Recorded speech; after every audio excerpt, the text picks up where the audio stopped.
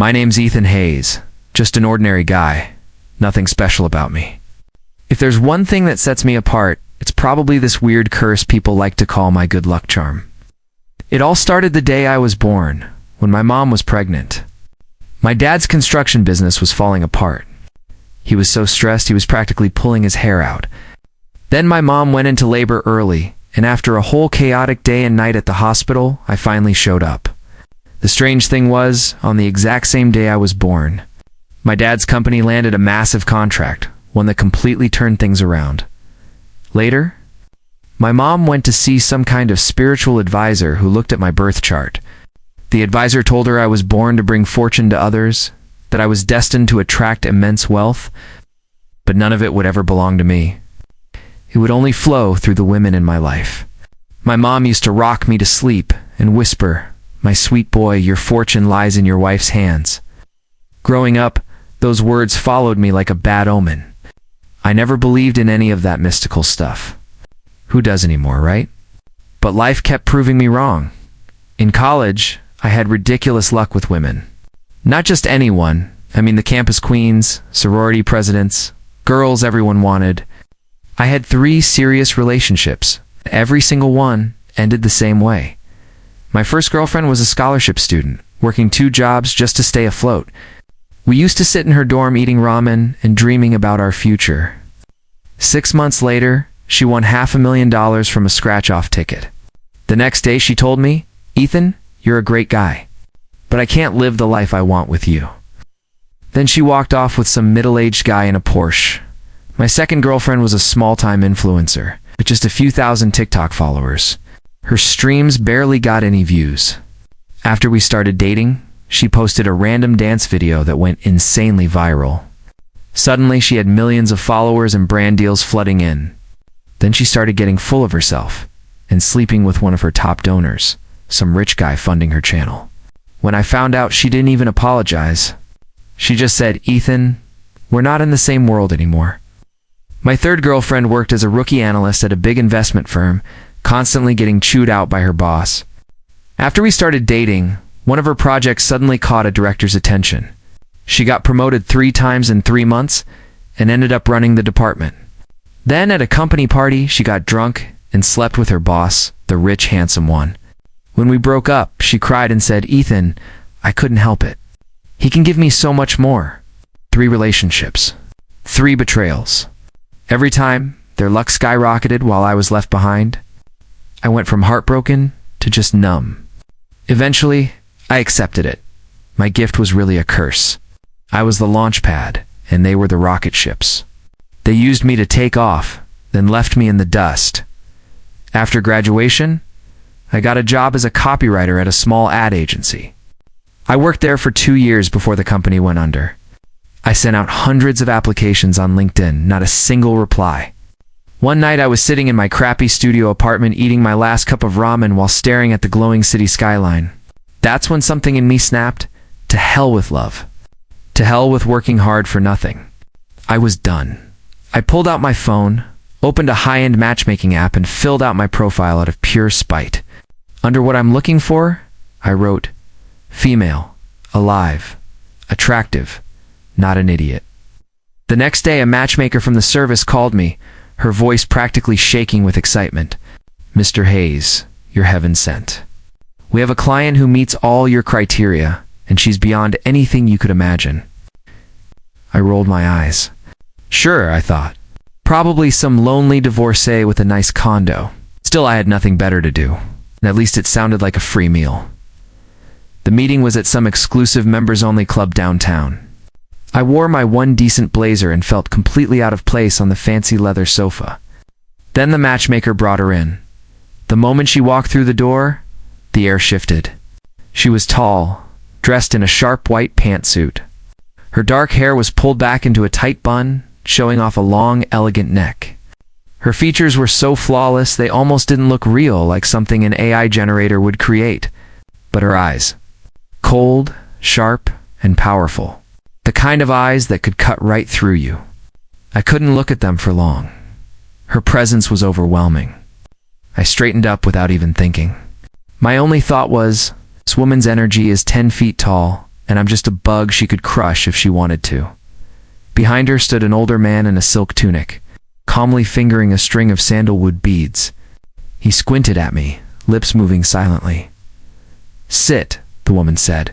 Her voice was crisp and cool, no warmth at all.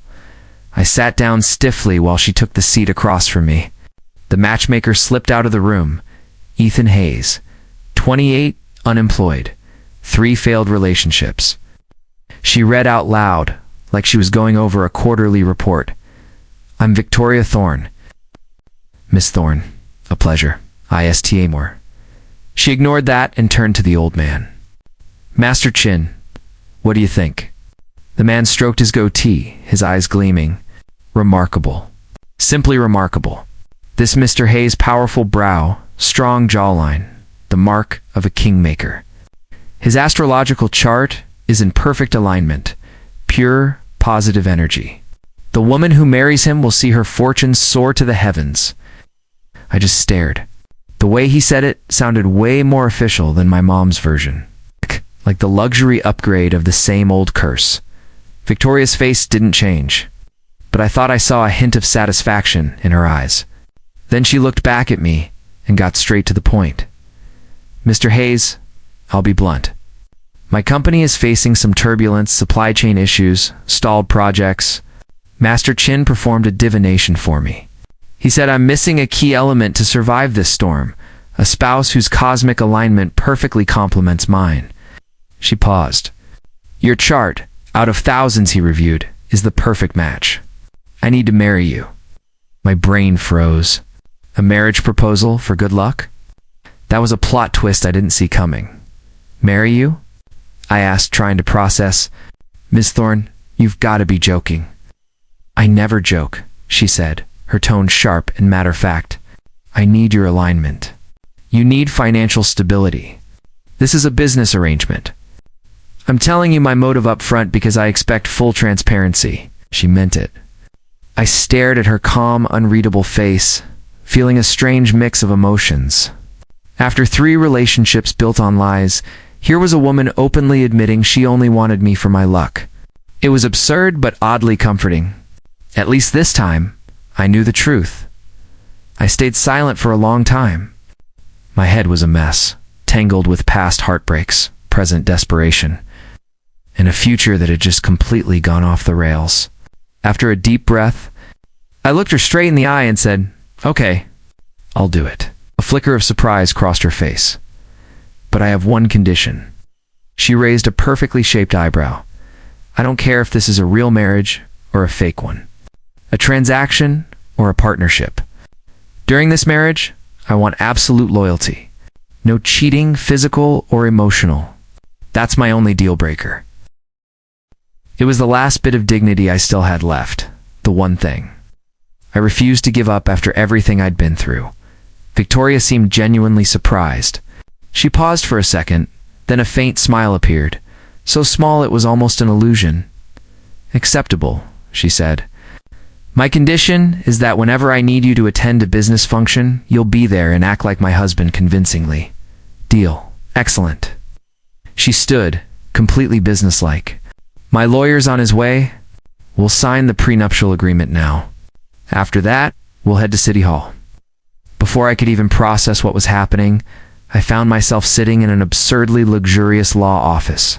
The prenup her lawyer handed over was thick enough to be a phone book. The gist was simple. Everything she owned before the marriage stayed hers. Any increase in her assets during the marriage would also remain hers. If we divorced, I'd get a severance package. The amount? $10 million. I stared at the zeros, my hand shaking slightly. I'd never seen that much money in my life. "If there are no issues..."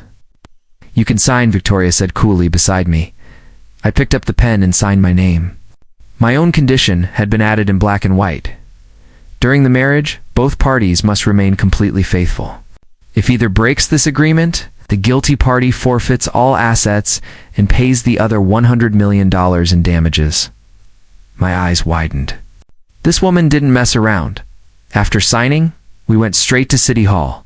No flowers, no rings, not even a single photo. When the clerk asked, "Are you sure about this?" We both nodded, emotionless. Even when I held the marriage certificate in my hands, it didn't feel real.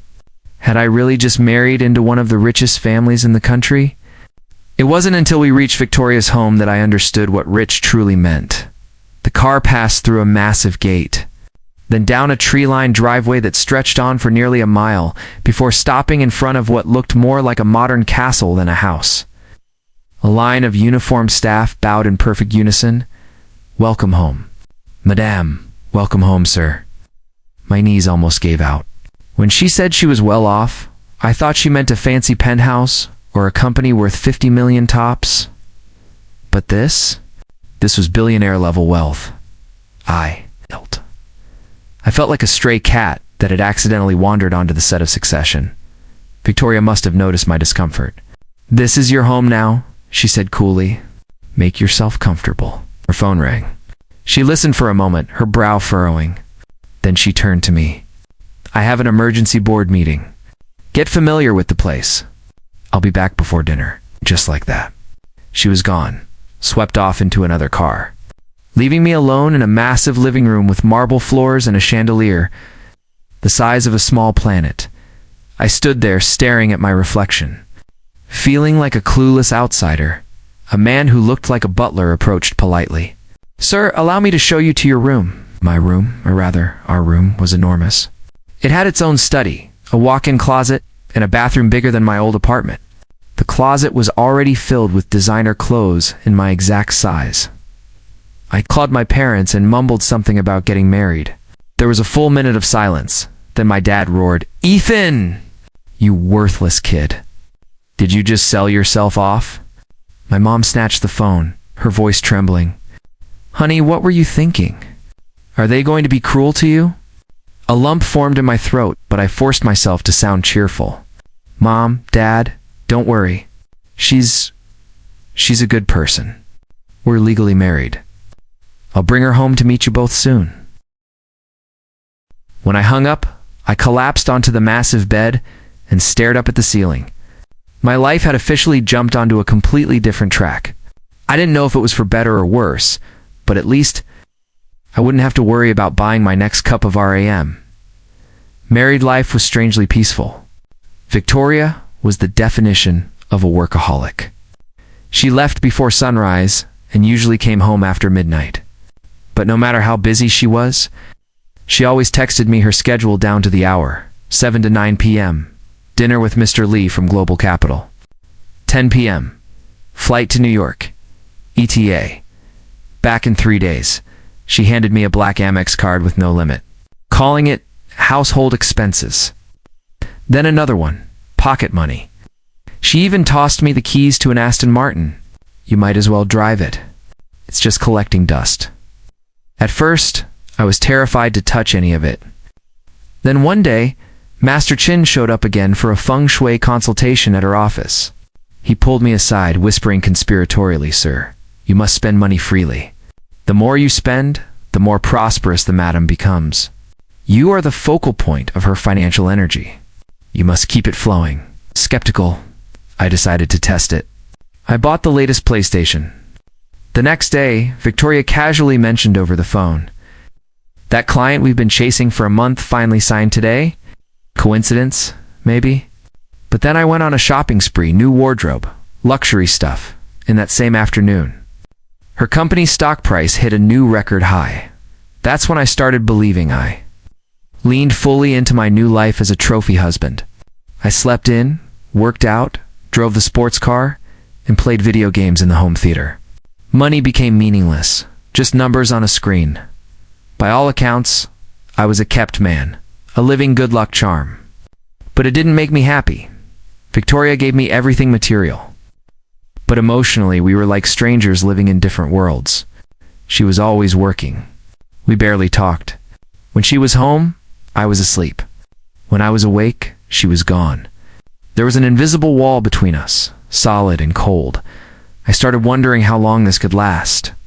Once her company stabilized, would she still need me? Or would I end up abandoned again, just like before? Then something happened. That week, Victoria wasn't traveling for once, but she was still buried in work. She sent a driver to drop off a custom-tailored suit and a Patek Philippe watch, telling me to accompany her to a gala in a few days. When I opened the velvet box, I saw a single short strand of ash-blonde hair lying across the silk lining. Definitely a man's. My stomach dropped. That familiar panic crept back in. It always started like this, little signs of betrayal. When Victoria came home that night, she looked exhausted. As she walked past me, I caught it, the faint smell of cigarette smoke. Victoria never smoked. She hated the smell. My blood ran cold. "You were drinking?" I asked, trying to sound calm. "A little." "With a client," she said, rubbing her temples as she kicked off her heels and smoking. I pressed. She froze, then understood what I was implying. Someone in the private room was smoking. The smell stuck to my clothes. "It's disgusting." Her explanation made sense, but that knot of suspicion in my gut only tightened. The hair, the smell, they gnawed at me like splinters under my skin. I stayed quiet, my face probably giving everything away. Victoria noticed. She stepped closer and placed the back of her hand on my forehead. "What's wrong? You feel sick?" Her touch was cool, soft, carrying her crisp perfume. I looked at her, so close. Her usually cold eyes holding a flicker of concern. My guard cracked for a moment. "It's nothing," I muttered, looking away. But she didn't buy it. She cupped my face in her hands, forcing me to meet her gaze. "Ethan, look at me. What are you thinking about?" I swallowed hard. "I'm thinking." My voice was rough. "About what this marriage really is." She studied me for a few seconds. Then, without warning, she scooped me up, literally lifted me off the ground like I weighed nothing. "What are you doing?" I shouted, instinctively wrapping my arms around her neck. "How the hell is she this strong?" She didn't answer. She carried me into the master bathroom, set me on the marble counter, and started unbuttoning her blazer. Are you insane?" stammered. She slipped off the blazer, revealing a silk blouse, and stepped closer, bracing her hands on either side of my hips, trapping me in place. Her breath, warm and laced with wine, and her unique scent, brushed against my face. "You want to know what our marriage is?" she murmured, her voice low and dangerous. "I'll show you." Then she kissed me. It wasn't gentle. It was fierce, demanding a kiss that claimed territory. My thoughts vanished, swallowed by the moment. The next thing I knew, we had moved from the bathroom to the bed, and everything blurred into one long fever dream. When I woke up the next morning, my body ached all over. Victoria was gone. On the nightstand was a note in her elegant, sharp handwriting. "I had the kitchen make you some soup. Rest." I stared at it, my mind spinning. Last night felt unreal, like something that shouldn't have happened, but did. She'd silenced my doubts in the most primal way possible, but deep down I knew the real problem hadn't gone anywhere. If there really was someone else, he had to be close, someone inside her circle. A few days later, the night of the gala arrived. I put on the suit, strapped on the watch they could probably buy my parents' house, and played my part, the polished accessory at her side. The event was a private dinner with 2 European investors. But what caught me off guard was the man sitting next to Victoria. He looked mid-20s, handsome, impeccably dressed, exuding Ivy League confidence. When he saw me, a flicker of disdain crossed his face. "Ethan, let me introduce you," Victoria said, her tone neutral. "This is Julian, my mother's godson, and my oldest friend. He just got back from Stanford with an MBA. He's also my new special assistant." "Nice to meet you," I said, nodding. "You too, Ethan," Julian replied, flashing a perfect smile. But the way he said my name sounded patronizing. Throughout dinner, Julian dominated the room, effortlessly discussing everything from market analysis to modern art. From Napa Valley wines to corporate law, he was sharp, confident, and completely in his element. I just sat there, smiling and nodding, feeling like a complete imposter. After the investors left, Julian brushed past me to stand beside Victoria. "Vicky," he said smoothly, "that went really well. I think those guys are interested in the new project." Victoria's face turned to stone. "Julian," she said, her voice icy. First, in a professional setting, you address me as Ms. Thorne. Second, you interrupted my presentation multiple times to add unnecessary details. It was completely unprofessional. And then, right there in front of everyone, Victoria turned, slipped her arm through mine, and rested her head lightly on my shoulder. A gesture so intimate it silenced the entire room. "Do not question Ethan's place in my life," she said calmly. "He's my husband. He's my good luck charm. With him, everything I touch turns to gold. You're just an assistant." Her voice wasn't loud, but every word landed like a slap. Julian's smug smile disappeared instantly, replaced by shock and humiliation. His face went pale, his eyes reddened, and before I could even process it, he actually started to cry, then ran out of the room like a heartbroken teenager. I stood there, speechless. What kind of soap opera had I just walked into? What grown man runs off crying like that? Victoria acted as if nothing unusual had happened. Keeping her arm looped through mine, she said coolly, "Don't mind him. He's always been spoiled." I brushed it off, assuming Julian wasn't a real threat. I couldn't have been more wrong. A few days later, I got a call from a number I didn't recognize. It was my father-in-law, a man I had never met. Inviting us to dinner at the family estate that weekend, my stomach tightened. I knew what this was. The moment where he'd probably hand me a check to disappear, so his daughter could be with the man he actually approved of that weekend. Heart-pounding, I went with Victoria to the Thorne family mansion. It was even grander than our home, sprawling gardens, towering walls. The kind of place that made you feel small, just standing there. Robert Thorne greeted us in the garden, wearing casual clothes and tending to his orchids. Julian was there too, hovering behind him like a loyal puppy, glaring daggers at me. Dinner was tense. My mother-in-law doted on Julian, while Robert kept pouring me wine and asking about my life. After the meal, he invited me into his study. This was it, I thought. The bribe speech. But instead, he sighed. "Ethan, I know there's a lot of gossip about your marriage to Victoria. Don't pay any attention to it." I blinked, caught off guard. "To be honest," he went on, "the main reason I made Julian my godson was to get him to back off.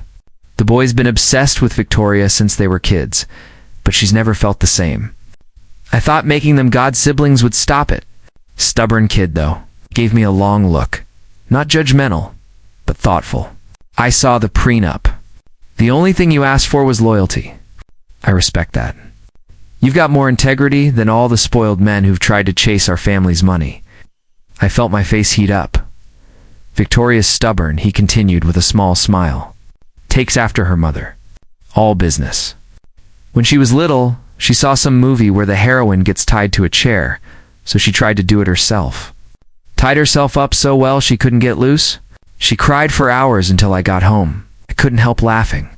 The image of the Ice Queen CEO as a teary, self-tied kid was too good." One more thing," he said, lowering his voice. "She secretly watches those cheesy online dramas, you know? The ones where a janitor turns out to be a billionaire warrior or something. She'd die if she knew I told you." "No way." "I love those," I said, grinning. His eyes lit up. "The one where the Dragon King returns after 3 years. Masterpiece." "Yes. And the one where he makes a single phone call and 100,000 soldiers show up. So addictive." We both burst out laughing. Just like that, the billionaire and the broke son-in-law bonded over trashy TV shows outside the door. Julian stood listening, his face dark with rage. He must have never imagined that the man he despised would win over the person he admired most. After that day, Julian stopped pretending to be civil. His hostility was open. The final confrontation came on a bright Tuesday afternoon. Victoria was in a day-long board meeting with her phone off. Julian came by the house to pick up some documents. I was in the home theater, lost in a video game, when suddenly the screen went black. Julian had yanked the plug. I pulled off my headphones. "What's your problem?" "My problem?" He spat, tossing a folder onto the coffee table. "My problem is you, Ethan. Do you really think you belong here? You just sit around playing games. You're a waste of space. Whether I am or not isn't your business," I said, standing. He stepped closer, his face twisted with anger. You think Victoria loves you? Don't be stupid. She married you for your damn astrology chart. I forced a smirk. Well, at least I'm handsome enough to be a charm. You, on the other hand, couldn't even qualify as background decoration. Julian's face went red. You're so smug for a parasite, he snapped. Once her company stabilizes, she'll throw you out. You think she doesn't laugh about you behind your back? Her trophy husband, a kept man who does nothing. She wouldn't do that, I said quietly, though my voice cracked. Wouldn't she? He laughed coldly. You don't know her. She'll use anyone to get ahead. Marriage, love, they're just business to her, and you're her cheapest investment. My hands trembled. Get out. You're the one who doesn't belong here. He shouted, jabbing a finger into my chest. You're nothing but a leech. Then he stormed off, leaving me standing in silence. His words echoed inside my head, useless. Tool, parasite. And maybe he was right. Besides that ridiculous good luck charm thing, what did I really bring to this marriage? I lived in her house, drove her car, spent her money. I told myself it was just a contract. But deep down, I knew I had fallen for her, and my biggest fear wasn't that she didn't love me back. It was that she didn't need to. That night, the weight of everything crashed down on me. I broke. I sank to the floor and cried, not out of weakness, but from a heartbreak I couldn't contain, when I finally stopped. I knew what I had to do. Leave. I didn't pack a single thing. None of it was really mine anyway. I grabbed my passport and my old debit card, told the housekeeper I was meeting a friend, and drove the Aston Martin straight to the airport. I bought the first international ticket I could find. I didn't care where it went. I just needed to get away. Right before takeoff, I turned off my phone. Goodbye, Victoria. Goodbye to my illusion. As the plane lifted through the clouds, my chest felt hollow. I didn't know that at that exact moment. A corporate storm was tearing through Victoria's company. I landed in a small coastal town I'd never heard of and spent 3 days staring at the sea. On the 4th day, I turned my phone back on. The screen flooded with missed calls and messages from Victoria. My parents, even the matchmaker. I opened Victoria's first message. Ethan, where are you? Please call me. Then another. The meeting just ended. Julian told me he went to the house. What did he say? And another. I fired him. Please come home. Let's talk. And a flood of messages. Apologies, please, panic. Ethan, please, just text me back. Yell at me. Anything. I don't care. I know you're overseas. Please be safe. I transferred money to your account. Come home. We can fix this. Please don't ignore me. By the time I reached the last one, my heart felt like it was being crushed. She wasn't cold. She wasn't indifferent. She cared. I opened the news app, and there it was. Ascent Group crashes in record sell-off. Key investors pull out. My chest went tight. Ascent Group. Her company. The day I left, it fell apart. Was it possible the luck worked both ways? That she thrived when I was near and fell when I left? All the resentment drained out of me, replaced by pure fear for her. Just then, my phone rang, a number I didn't recognize. I hesitated, then answered. Ethan. It was her. Her voice was raw, broken. I could hear her trying not to sob. Stay right where you are, she said, her tone suddenly fierce through the tears. I'm coming to get you. She hung up. Half an hour later, a black sedan stopped outside my bungalow. The door opened, and Victoria stepped out, pale, exhausted, dark circles under her eyes. But the moment she saw me, her entire face lit up. She ran to me and threw her arms around me, holding on so tight I could barely breathe. She was shaking, her voice breaking as she whispered against my ear. I'm sorry. I'm so sorry, Ethan. I was wrong. And right then, in her arms, all my anger and doubt melted away. I hugged her back, running my fingers through her hair. I'm okay. What about your company? Is it bad? She pulled away, her eyes red and swollen, and shook her head. It doesn't matter. Nothing matters as long as you're back. In that little bungalow by the sea, we finally talked. Really talked. I told her everything. My past, my insecurities, my fear of being nothing more than a tool. She listened the whole time, her eyes never leaving mine. When I finished, Hi. she spoke softly, with a sincerity I'd never heard before. Ethan, you are not a tool. You're my husband, my legal and only partner. Nothing Julian said was true. He was just jealous. Jealous that I chose you. She gave a small, bitter laugh. As for the company, maybe I should start believing in fate after all. The moment you left, everything started falling apart. Now that you're back, I know things will be fine. And she was right. The next day we flew home together, and something strange happened. The day our plane landed, the two investors who had pulled out suddenly called Victoria's office. They wanted to renegotiate and came back with even better terms. Ascent Group stock rebounded overnight. The crisis that had almost destroyed her empire vanished just as quickly as it had come. After that, the way people at her company looked at me changed. The whispers and sideways glances disappeared, replaced with something close to awe. I had become Ascent Group's secret weapon. Life went back to normal, but it was a new kind of normal. Victoria wasn't a workaholic anymore. She started delegating, leaving the office on time and spending more time with me. We went to the movies, took weekend trips, and spent nights curled up on the couch watching cheesy dramas. She pretended to hate, but secretly loved. We were becoming a real couple. A few months later, during a routine checkup, Victoria found out she was pregnant. I was ecstatic.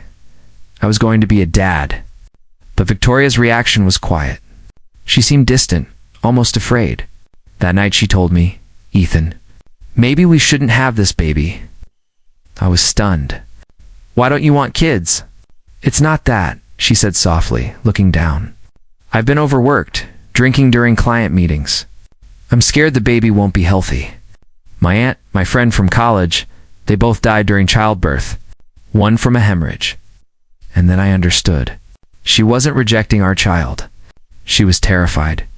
The invincible woman who commanded boardrooms was scared. I held her close and whispered, "Don't be afraid. I'm here. Medicine is amazing now. Nothing's going to happen. I'll be with you every step of the way. From now on, you're on a health plan. Our baby's going to be perfect." With my support and reassurance from her doctors, she finally let go of her fear. 10 months later, I was pacing outside the delivery room, more nervous than I'd ever been in my life, when a nurse finally came out holding a tiny wrinkled bundle and said, "Mom and baby are both healthy." My knees gave out. I rushed inside. Victoria was pale, but smiling. Her first words were, Is she healthy?" "Perfect," I said, gripping her hand, tears streaming down my face. I laughed, turned around, and kissed her forehead. "Never. You two are my whole world." She smiled, satisfied, and leaned against me. "Ethan, do you know why I really went to that matchmaking service? Because Master Chin told you needed a husband with a lucky chart?" She shook her head, a sly smile playing on her lips. "That was just a smokescreen. My mother was driving me crazy, trying to set me up with all these boring heirs to other fortunes. So I made up the whole cosmic match thing. I brought Master Chen to every meeting so he could find reasons to reject them all." "So all that stuff he said, it was fake? Half true maybe?" She laughed. "Your chart really is ridiculously auspicious, but that's not why I chose you. Then why?" She smiled. "Because it was love at first sight." My heart skipped. "You remember our first meeting?" "Of course," she said, eyes sparkling. "You were sitting there in that ill-fitting blazer, so nervous and out of your element, like a stray cat who'd wandered into a lion's den. Everyone else who meets me either tries to flatter me or is terrified. But your eyes were just clean. You were nervous, but genuine. And I thought you were the cutest thing I'd ever seen. You were exactly my type. So I used that lucky chart excuse to trick you into marrying me." I was speechless. That contract, City Hall, I was rushing because I was afraid you'd get away. I gave you that money because I didn't want you to feel trapped or regret marrying me. I wanted you to have the best of everything. I brought you to that gala, not to show you off, but to show everyone, look at my husband. See what good taste I have. She paused, her voice softening. "And I shut Julian down not for your sake, but because I won't let anyone threaten what we have." She took my face in her hands, her eyes full of warmth and love I'd only just begun to understand. "Ethan," she whispered, "from the very beginning, the only thing I wanted was you." My eyes filled with tears. All this time I thought our story had been a business arrangement, but it was never that. It was a love story, one she had carefully orchestrated. I thought I was just a pawn in her game, but I was actually the prize. She smiled, her eyes gleaming with plans for the future. "Now," she said, "I'm just waiting for Annie to grow up. The moment she's old enough to take over the company, we're handing it all to her. And I'm taking you around the world. Just the two of us. What do you say?" I looked at this incredible woman who had loved me so fiercely and nodded. Speechless outside, moonlight streamed through the window. In her crib, our daughter slept peacefully. And in my arms, my wife was already planning the rest of our lives. Maybe my life wasn't so ordinary after all.